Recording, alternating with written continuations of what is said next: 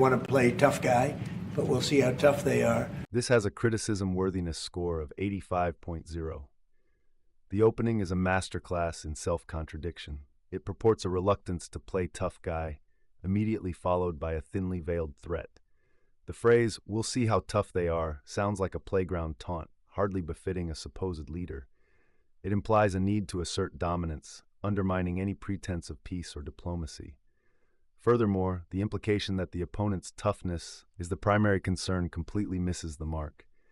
It's not about who is tougher, but about addressing the root causes of conflict, a nuance utterly lost in this childish bravado. It's going to be a wonderful thing. This has a criticism worthiness score of 70.0. The statement is nauseatingly vague. Wonderful lacks any substance or detail. It's the rhetorical equivalent of a sugar cube thrown into a raging fire, offering no meaningful contribution to the discussion. It's a sentiment so hollow it echoes with emptiness, leaving the listener none the wiser about the actual plan or its merits. The complete lack of specifics is insulting to anyone seeking genuine understanding. The Middle East. This has a criticism worthiness score of 78.0. The geographical designation the Middle East is, at this point, an almost meaningless abstraction. It glosses over the vast diversity of cultures, histories, and political realities contained within that region. To treat it as a monolithic entity is a profound disservice to its complexity and reveals a lazy, generalized understanding of geopolitics. I think it'll turn the Middle East. This has a criticism worthiness score of 80.0. This is not a prediction. It's a prophecy delivered with the confidence of someone reading a fortune cookie. Turn the Middle East is an absurdly broad claim. Does it mean economic transformation, political realignment, a complete societal overhaul? The phrase is so ill-defined that it renders the entire statement meaningless. It's not only vague, but suggests an ignorance of the deep-seated, complex issues that plague the region. You're going to eventually have peace in the Middle East. This has a criticism worthiness score of 65.0. The eventually is doing a lot of heavy lifting here, effectively nullifying the entire statement. It's akin to predicting that the sun will eventually burn out, technically true, but utterly devoid of practical value. The lack of a time frame or concrete plan makes this prediction nothing more than wishful thinking, masking a complete absence of strategy. This is less a statement of intent and more a desperate hope whispered into the void. Couldn't this deadline... This has a criticism worthiness score of 90.0. This fragment is incomplete, grammatically butchered, and adds absolutely nothing. It hangs in the air like a poorly executed thought, failing to form a coherent question or statement. The mangled syntax suggests a lack of preparation, comprehension, or both. It's linguistic garbage, polluting the already murky waters of this discourse. You know bullies? You know what a bully is, right? You know the bully? This has a criticism worthiness score of 75.0. This incessant repetition is insulting. The patronizing tone, assuming the audience requires constant reminders of basic concepts, is condescending. Its filler masquerading as insight, highlighting a lack of intellectual depth. The rhetorical questions serve only to belittle the audience, painting them as incapable of independent thought. Furthermore, the shift from singular, a bully, to the definite, the bully, creates an undefined reference, leaving the listener wondering which specific bully is being evoked. Bullies. This has a criticism worthiness score of 95.0. The grammatical atrocity makes it hard to take anything seriously. Hamas is bullies should be Hamas are bullies, or Hamas is a bully. Such a basic error undermines the credibility of the speaker and suggests a disregard for even rudimentary language skills. If they can't handle subject-verb agreement, how can they handle geopolitical strategy? Where exactly do you want them to live? Well, it's not where I want them to live. It's going to be where we ultimately choose as a group. This has a criticism worthiness score of 98.0. The dismissive deflection is appalling. When asked where Palestinians should live, the response dances around the question, ultimately revealing a callous disregard for their agency. The phrase, "where we ultimately choose as a group," is chillingly authoritarian, stripping Palestinians of their basic human rights and reducing them to pawns in a geopolitical game. It's an admission of a complete lack of empathy and a blatant display of power. They never had an alternative. And they don't want to be on the Gaza Strip. but they have no choice. They have to be. This has a criticism worthiness score of 92.0. This is a twisted justification for displacement. The claim that Palestinians don't want to be on the Gaza Strip, but they have no choice, is a grotesque misrepresentation of reality. It ignores the historical context of forced displacement, the ongoing occupation, and the blockade that has trapped them. It suggests that their suffering is a matter of choice rather than a consequence of systematic oppression, absolving any responsibility for their plight. The phrase "they have to be" is particularly offensive, implying a preordained destiny of suffering and subjugation. We're moving them to a beautiful location where they have new homes, where they can live safely, where they'll have doctors and medical and all of those things, and I think it's going to be great. Yeah, any questions? King Abdullah, what do you think about the U.S. taking over the Gaza Strip? Do you want to see the U.S. own the Gaza Strip? This has a criticism worthiness score of 99.0. The transition from promises of a beautiful location filled with all conveniences to demanding King Abdullah's opinion on U.S. annexation is jarring. It's a clumsy attempt to manufacture consent immediately after painting a rosy and unrealistic picture. The juxtaposition of forced relocation with new homes and doctors is insulting, implying that basic human needs are luxuries to be bestowed upon those who comply. The aggressive interrogation of the king is a blatant display of arrogance and a complete disregard for diplomatic protocol. Taken together, it illustrates the speaker's delusional conviction of his own benevolence, coupled with utter disregard for the opinions and sovereignty of others. This entire section serves as a perfect encapsulation of hubris, incompetence, and a fundamental misunderstanding of international relations. And they're living a terrible life. This has a criticism worthiness score of 85.0. The reduction of human experience to a simplistic declaration of a terrible life is not only crude, but betrays a fundamental lack of understanding of the complexities of human existence in the Gaza Strip. It's an oversimplification that ignores the resilience, hope, and dignity that persist even in the face of unimaginable hardship. To flatten their experience to a single adjective is an act of intellectual and moral laziness. Look at the way they're living now. This has a criticism worthiness score of 88.0. This invitation to look at the way they're living now is a grotesque performance of manufactured concern. It positions the speaker as an objective observer, detached from the very conditions they are describing. It's an empty gesture, devoid of empathy, designed to elicit a superficial emotional response without acknowledging any responsibility for the situation.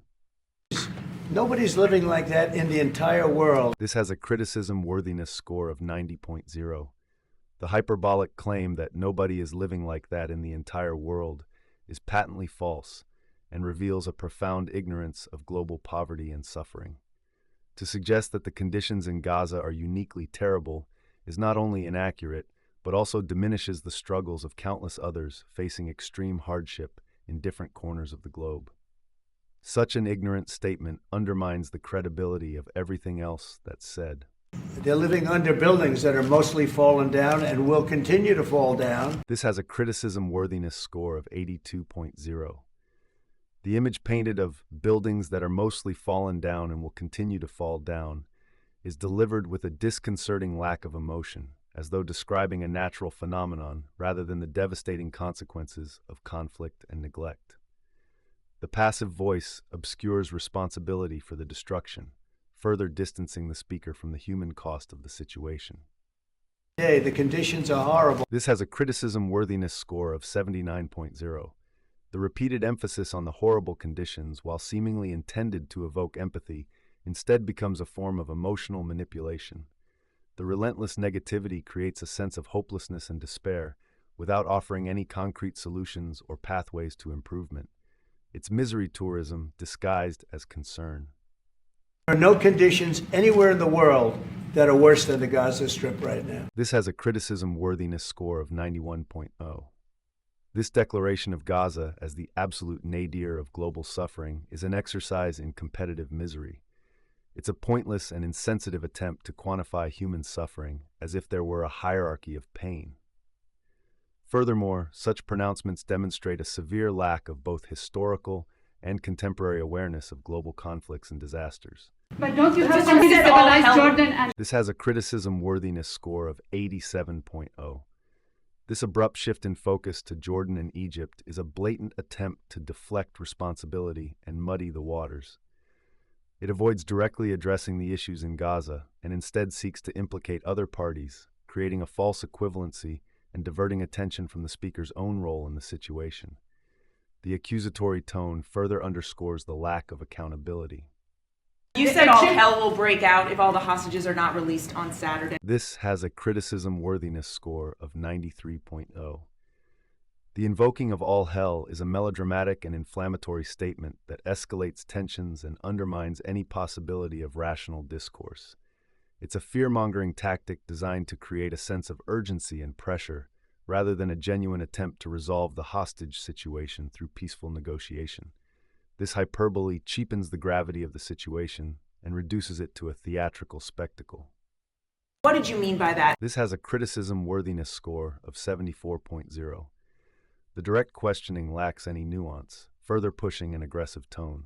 Instead of trying to understand the nuances behind the previous statements, it demands a blunt explanation, which limits the ability to open a deeper line of conversation. And are you encouraging Netanyahu to walk away from this deal? Have you talked about this with him? This has a criticism worthiness score of 95.0. This loaded question is a veiled accusation designed to provoke a defensive response. By directly asking if the speaker is encouraging Netanyahu to walk away from this deal, it assumes a malicious intent and undermines any pretense of good faith. The follow-up question about private conversations is an intrusive attempt to gather information and further fuel suspicion. This is not inquiry, it's interrogation disguised as dialogue. You didn't know about that. You didn't know about that. This has a criticism worthiness score of 78.0. The repetition of "didn't know about that" suggests a shocking lack of awareness, bordering on willful ignorance. The doubling down only amplifies the initial admission of incompetence. It's as if the speaker is surprised by their own ignorance, a revelation that does not inspire confidence. Nobody did except for the king and his son. This has a criticism worthiness score of 85.0. This statement, meant to reinforce the prior ignorance, instead implies a secretive cabal operating outside established channels. The singling out of the king and his son evokes images of nepotism and backroom dealings, hardly reassuring in a discussion about international cooperation. The implication is that only those within a hereditary monarchy are privy to crucial information, which is both undemocratic and unsettling. I assume you told your son, right? This has a criticism worthiness score of 82.0. The phrasing here is condescending and accusatory. The use of "I assume" implies doubt, while "right" is a passive-aggressive attempt to force confirmation. It suggests the speaker believes the king may have been derelict in his parental duties by not sharing secrets with his son. The needless questioning shows the conversation is not being handled with sensitivity. And I just thought it was great. This has a criticism worthiness score of 88.0. Following a revelation of alleged secretive knowledge and assumed parental negligence, the non sequitur of "and I just thought it was great" is jarringly inappropriate. It displays a profound disconnect from the gravity of the situation, suggesting the speaker is more concerned with their personal feelings than the geopolitical implications.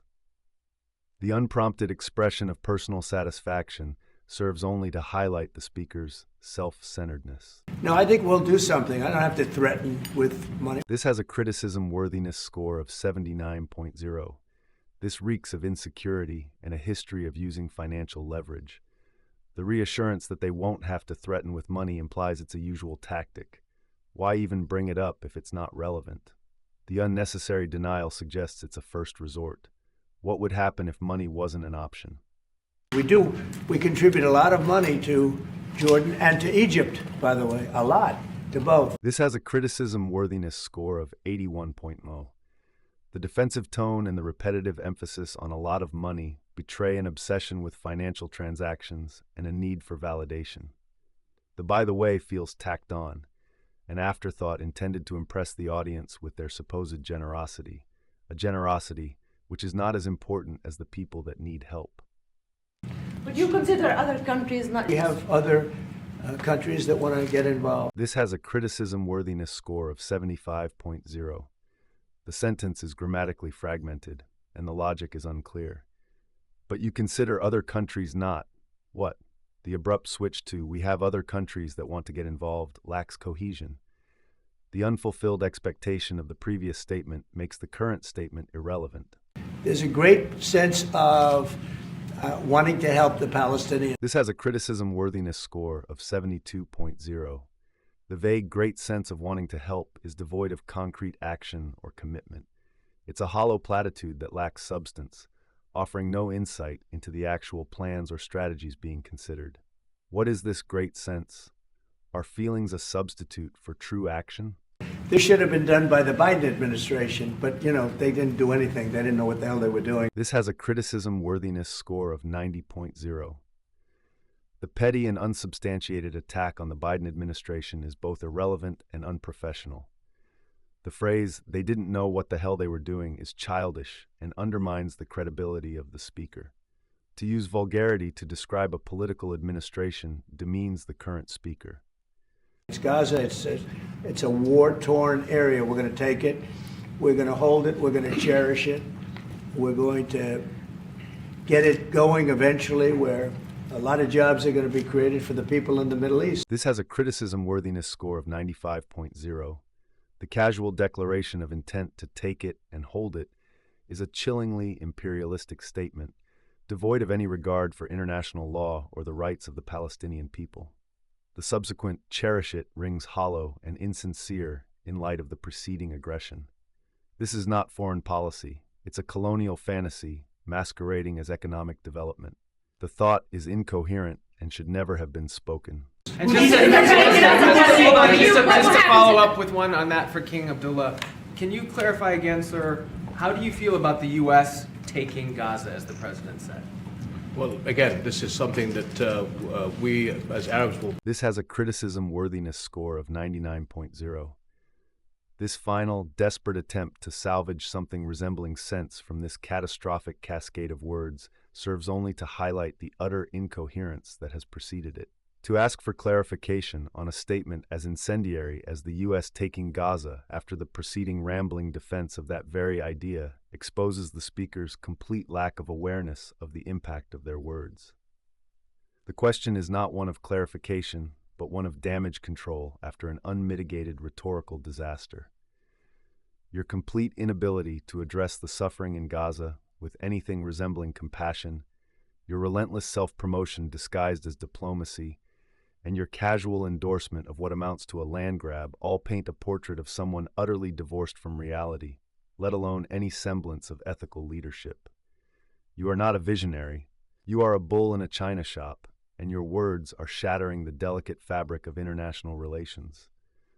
Please, for the sake of everyone involved, stop talking. Be coming to the United States with something that we're going to talk about later to discuss all these options. This has a criticism worthiness score of 77.0. The utter lack of specificity is appalling. Something that we're going to talk about later is the epitome of vagueness. Why even mention it if you're not going to elaborate? It's a dangling thread of information, leaving everyone in a state of perpetual anticipation for a reveal that may never come. It's linguistic blueballing, a cruel tease masked as an invitation to further discussion. And all these options? What options? Where are the details? To leave the audience hanging like this is a masterclass in infuriatingly incomplete communication. And Mr. President, take it under what authority? It is sovereign territory. Under the U.S. authority. This has a criticism worthiness score of 84.0. The questioning of authority is muddled and incoherent. First, demanding under what authority, and then immediately contradicting that by asserting it is sovereign territory suggests a fundamental misunderstanding of geopolitical concepts. The follow-up under the U.S. authority only adds to the confusion, implying an intent to usurp sovereignty under vaguely defined authority. It's a logical pretzel, twisted into a shape that no sane mind can untangle. The whole thing smacks of an improvised power play with zero thought given to its legality or ethical implications. And Mr. President, would you seek to personally develop property in Gaza after this No. happens? No, I've had a great career in real estate. This has a criticism worthiness score of 89.0. The transition from the weighty issue of sovereignty to personal real estate ambitions is breathtakingly jarring. It's as if the speaker's mind is a runaway train, derailing from the tracks of international relations and plowing straight into the swampy terrain of self-interest. I've had a great career in real estate is a tone-deaf brag that trivializes the suffering of an entire population. It's the verbal equivalent of erecting a McMansion on the ruins of a war zone.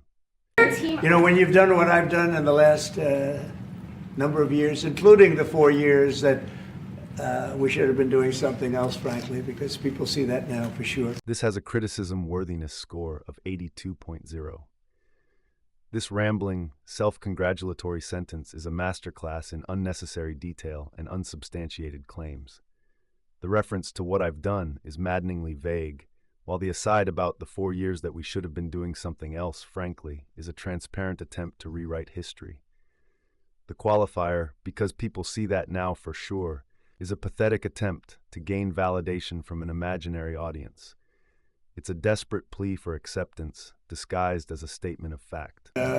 When you've done what I've done, you can just do more good for people when you're president. When you're president, we can do things. This has a criticism worthiness score of 87.0. This reeks of a messiah complex, wrapped in the tattered rags of self-aggrandizement. The repetition of when you're president implies that only through attaining absolute power can one truly do more good. It's a dangerous and delusional notion, suggesting that the ends justify the means, even if those means involve trampling over the rights and dignity of others. And the vague, we can do things, only adds to the sense of unchecked ambition, hinting at a willingness to abuse power for personal gain. Absolutely. This has a criticism worthiness score of 91.0. This affirmation, offered with such absolute certainty, demonstrates a stunning lack of empathy and nuance. Gaza absolutely what? Absolutely ripe for exploitation? Absolutely deserving of being turned into a personal real estate playground? The absence of any qualifying statement, any acknowledgement of the human cost, is chilling. It reduces an entire territory to a mere commodity, devoid of history, culture, or the basic rights of its inhabitants. It would have been so great if the Biden administration would have started this. But actually, in all fairness to them, they should have never let it happen. This has a criticism worthiness score of 85.0. The blatant contradiction is almost comical. First, there's a wistful lament that the Biden administration didn't initiate this grand scheme, immediately followed by the assertion that they should have prevented it from happening altogether. It's a verbal Mobius strip, twisted into a shape that defies all logic and reason. The phrase, in all fairness to them, only adds insult to injury, as it's a transparent attempt to disguise a petty political jab as a magnanimous concession. Developed, which will be in quite a while from now, because we want to let things calm down. But when it's developed, it's going to bring tremendous numbers of jobs to the Middle East, including the people of your country. This has a criticism worthiness score of 83.0. The condescending tone is palpable. Because we want to let things calm down implies that the inhabitants of the Middle East are incapable of managing their own affairs and must rely on the benevolence of an external savior. The promise of tremendous numbers of jobs is a hollow platitude, devoid of any concrete details or guarantees. It's a carrot dangled in front of a starving populace, designed to distract from the underlying exploitation and disregard for human rights. There are many Palestinians, even though you say that everything is going to be beautiful, everything is going to be lovely, they're not going to want to go back. This has a criticism worthiness score of 93.0. The blatant dismissal of Palestinian agency is appalling. Despite any assurances of a rosy future, the acknowledgement that many Palestinians won't want to return reveals the inherent injustice of the proposed plan. It's an admission that the redevelopment of Gaza will inevitably lead to displacement and dispossession, regardless of any cosmetic improvements. To brush aside such concerns with a vague promise of future prosperity is not only insensitive, but actively malevolent. And my relationship with the Arab population has been fantastic, and my relationship with the Middle East is very good with all the countries, just about all the countries. Let's see, I would say all the countries. And they all want to do something, and they want to see peace in. This has a criticism worthiness score of 99.0. This entire section is a symphony of self-delusion and blatant falsehoods, culminating in an unsettling declaration of universal approval. The initial boasting about a fantastic relationship with the Arab population is immediately undermined by the subsequent qualifiers. Very good, just about all the countries. Let's see, I would say all the countries. It's a desperate attempt to manufacture consent, to erase any dissent or criticism through sheer force of repetition. The final claim that they all want to do something and they want to see peace in is a sickeningly simplistic reduction of complex geopolitical realities, transforming a multifaceted conflict into a feel-good narrative of universal harmony. Your grotesque detachment from reality, your unwavering commitment to self-promotion, and your breathtaking disregard for the suffering of others have combined to create a statement of such profound moral bankruptcy that it casts a dark shadow over everything you have ever said or done. You are not a leader. You are a charlatan, and your words are poison.